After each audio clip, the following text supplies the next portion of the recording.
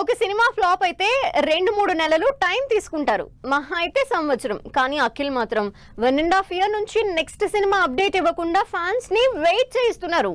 Next cinema make over లో ఉన్నారంటూ కొందరు, కాదు 2 సినిమాలు చేస్తున్నారంటూ మరికొంతమంది అనుకోవటమే కానీ అఖిల్ మాత్రం ఇప్పటి వరకు నెక్స్ట్ ప్రాజెక్ట్ మీద అనౌన్స్మెంట్ ఇవ్వలేదు. మరి అఖిల్ నెక్స్ట్ సినిమా అనౌన్స్మెంట్ ఎప్పుడు?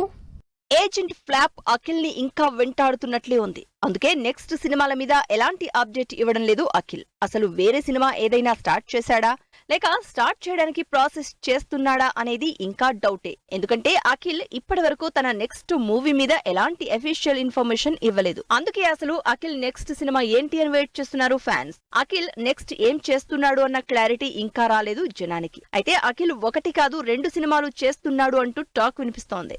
ఇప్పటికే అనిల్ అనే డైరెక్టర్ తో సినిమా స్టార్ట్ చేశారన్న రూమర్ నడుస్తోంది.